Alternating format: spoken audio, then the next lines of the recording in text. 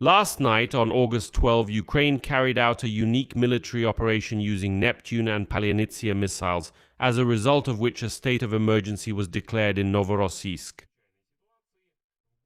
The city lost water and electricity, but most importantly, 2 grain terminals stopped operating at once, and a military base is on fire.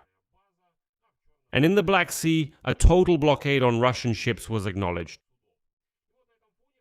And against this backdrop, news emerged that on July 31, US Vice President J.D. Vance personally called Volodymyr Zelensky and asked him to stop the strikes on tankers near Novorossiysk.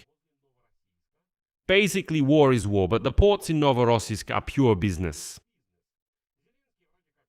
Zelensky seems to agree, and Ukraine stops striking commercial vessels that do not belong to Russians. But 2 weeks go by, and on the night of August 12, a strike of such force hits Novorossiysk that the mayor declares a state of emergency, and the city is left without water.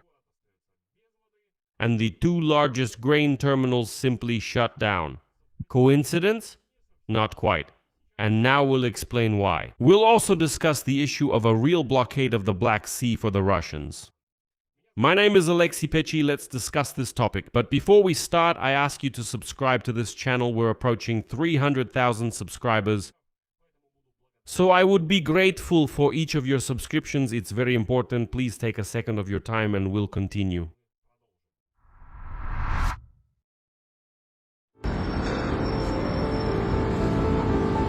Consequences.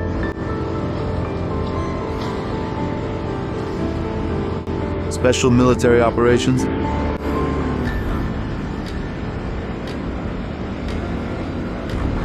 They are putting out the fire. The whole city is covered in smoke. It reeks like crazy.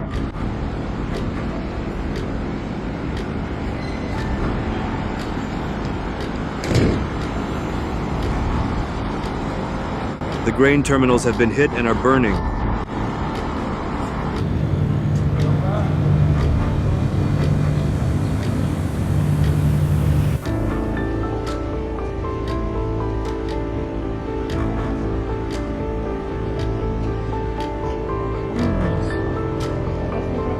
Why, she actually worked for me. Terrible. Anyway, they didn't let me into work. I guess I have to go around all this, maybe through the port or I don't even know what.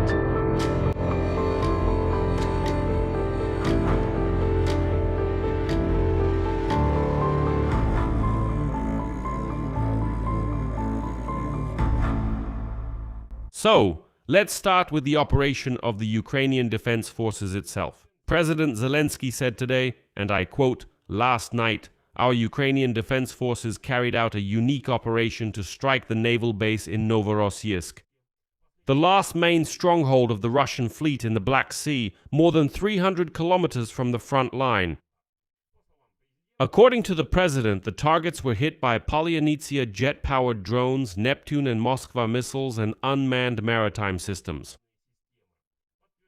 Hits on air defense positions, piers, and port infrastructure have been confirmed. And now, here's a quote that explains the logic behind everything that's happening.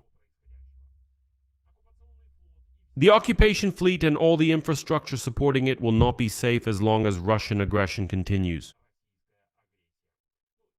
By the way, up to 1/3 of all Russian exports go through Novorossiysk, so the target was clearly not chosen by accident. Let me briefly note what exactly the Ukrainian Defense Forces used. The Neptune missile is a Ukrainian cruise missile. Originally developed as an anti-ship missile, but since 2023 it has been modified for strikes against ground targets. The basic range is 300 kilometers. But already in 2023, Ukrainian sources spoke about a version with a range of up to 700 kilometers. And in March 2025, Zelensky personally announced another modification, the long-range Neptune, with a declared range of up to 1,000 kilometers and a warhead weighing 260 kilograms. And it was precisely this missile that back in May 2024, for the first time during the full-scale war, was used to strike Russian territory. Well, and the Palyannitsia is a completely different thing. It's a kind of hybrid between a missile and a drone, but experts insist that it's more accurate to call it a jet-powered drone. Because instead of a rocket engine, it has a turbojet engine, so basically it's a small jet plane without a pilot. The stated range is up to 750 kilometers speed up to 900 kilometers per hour, and the warhead is up to 100 kilograms. And NASA satellites confirmed the strikes on Novorossiysk and detected thermal anomalies in several parts of the city. Heat sources were detected at the grain terminal and at Neptune at the naval base, which notably are located right next to the Sheikh-Sheskaris oil terminal of Transneft. Just to clarify, thermal anomalies are large-scale fires caused by Ukrainian missile strikes, which can even be seen from space. And now it is officially known what happened in Novorossiysk. The mayor of the city, Andrei Kravchenko, with an interesting Ukrainian surname, declared a state of emergency throughout Novorossiysk. According to him, drones damaged 21 residential buildings and 4 enterprises. The attack ruptured 2 main water pipelines, and the city, with a population of more than 260,000 people, was left completely without water. They even turned off the hot water to avoid damaging the equipment, as they explained. They promised to turn it back on when there is a technical possibility to restart the equipment, which means there is no specific timeline. At the same time, the neighbors were affected too. The administrator of Krasnodar Krai, Kondratyev, reported that drones also hit Gelendzhik and Anapa that same night. There, 4 people were injured, and a local state of emergency was declared in Gelendzhik. So this was not a pinpoint operation against a single base, but rather a large-scale night strike on several locations at once. And now, here's the most interesting part. This is the economic effect, which goes far beyond just one military base that was attacked last night. 2 out of the 3 largest grain ports in Russia are NZT, with a capacity of 8.5 million tons per year. And NKHP, with a capacity of just over 7 million tons plus warehouses for 300,000 tons, simply shut down. And together, these 2 terminals account for 1/3 of all Russian grain exports, and today, these ports simply shut down after the attack. And this adds to the already existing catastrophe. The grain ports of the Sea of Azov ground to a halt back in July, after the Ukrainian armed forces struck more than 100 ships, and the Russian authorities themselves restricted passage through the Kerch Strait. As a result, grain exports in July fell to their lowest level in the past decade. For August, analysts predict exports will be 2.5 times lower than usual. And if the Ukrainian armed forces completely block the Black and Azov Seas, Russia will lose almost 80% of its grain exports, which is 35 million tons per year. And since we're already talking about the economy at the same time as the ports, oil refining in Russia continues to collapse. The Orsk oil refinery in the Orenburg region stopped processing on August 11 after a drone attack, and this is already the 4th one. And that's the 4th Russian oil refinery to shut down just in August. Once again, it's only been 12 days in August, and already the 4th plant has completely stopped. Before that, Zapsibneftekim of Sibur on August 10, which is the largest petrochemical complex in the whole country. On August 5, the Saratov oil refinery of Rosneft. On August 3, the Volgograd oil refinery of Lukoil, which actually accounts for almost 5% of all oil refining in Russia. The governor of Orenburg region. And after the strike on the Orsk NOES, the governor has already imposed restrictions on fuel sales for people and companies at all gas stations.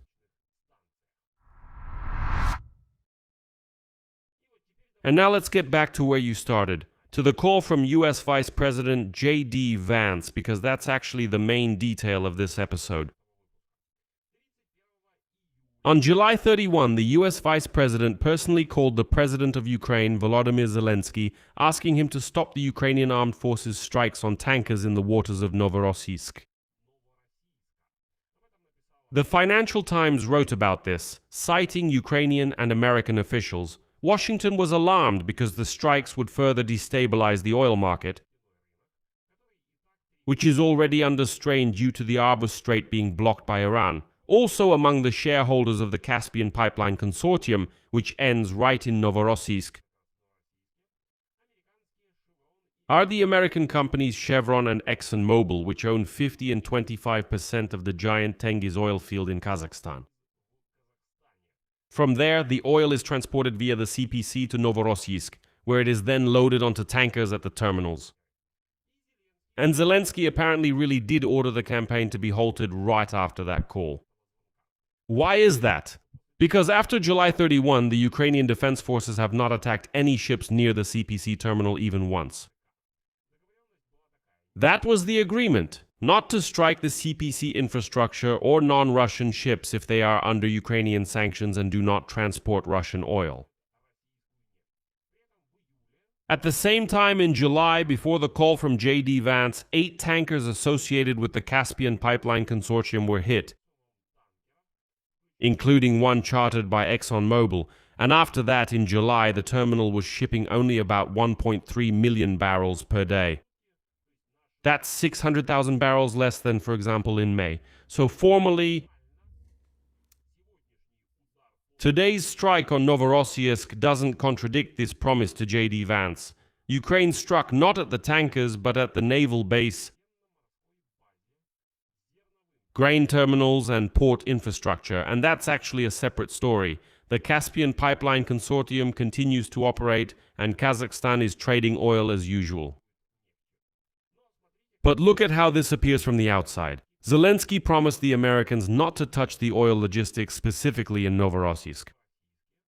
And literally 2 weeks later, one of the most powerful strikes hits there, just targeting different sites in the same city.